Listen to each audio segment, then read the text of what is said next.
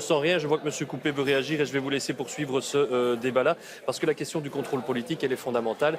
J'ai un peu de chemin. Vous allez m'accompagner, venez avec moi, on va discuter avec M. Antonacci de l'autre côté de cette brasserie François où on mène un débat sur l'avenir de notre démocratie, sur l'avenir du monde politique, ce qui doit changer. On est là depuis un bon moment maintenant. Eh bien, on se rend du côté de M. Antonacci. Monsieur Antonacci, on est en train de parler des privilèges du monde politique et j'ai vu passer de nombreux messages sur les réseaux sociaux qui me disent « Mais vous savez, il y a quelque chose qui nous turlupine quand même, c'est qu'en matière de privilèges, un truc qui est fort inacceptable, c'est que finalement le monde politique n'est pas jugé comme nous. Nous, si on fait une bêtise, on va au tribunal, boum, et on se retrouve devant la justice. » Personne politique, un mandataire, un élu, et attention, il y a l'indemnité, évidemment, l'immunité parlementaire, c'est important, mais on le dit, ça c'est pas juste. Et on voudrait qu'au minimum des citoyens puissent entrer dans des commissions spéciales d'enquête, par exemple, pour écouter les débats et pour donner son avis. Vous êtes pour ça ou pas du tout? Mais, effectivement, la question mérite d'être posée sans déborder sur les prérogatives du judiciaire, parce que l'immunité peut être levée. Il se trouve que les parlements doivent transposer la directive sur le droit d'alerte. Et effectivement, quand il y a un dommage à l'intérêt général, quand le citoyen est lésé, il pourrait être intéressant qu'il puisse se saisir de la question de manière plus directe que ça ne se fait aujourd'hui.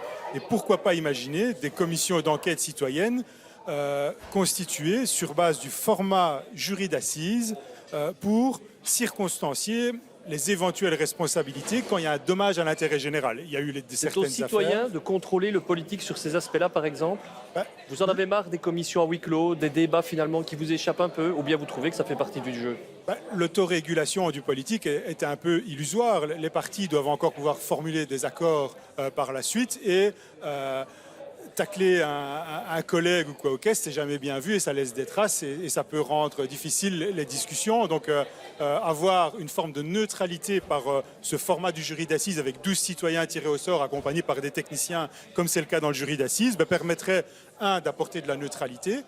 Peut-être quand il y a une alerte, quand il y a un dommage, peut-être qu'ils diront finalement c'était une faute légère ou alors il n'y avait pas de faute ou il n'y avait pas de problème. Et donc finalement la polémique qui était montée en épingle, elle retombera d'elle-même parce qu'on aura tiré le vrai du faux. Il y aura un intérêt de pouvoir faire de la publicité de ce qu'il mérite, que le citoyen a le droit de savoir et que le citoyen puisse aller chercher les informations. Sur les éléments qui méritent de la publicité. Et là, on pourra avoir un tri. Et ceux qui méritent la confidentialité, que cela reste confidentiel. Et pourquoi pas imaginer des actions en responsabilité et en réparation. Voilà encore un débat supplémentaire. On n'aura sans doute pas le temps de mener celui-là. Mais je pense savoir que des commissions de contrôle citoyen, ça fait partie des propositions qu'on avait notées, je crois, dans la liste. Tout à fait. Effectivement, voilà. On verra dans un instant.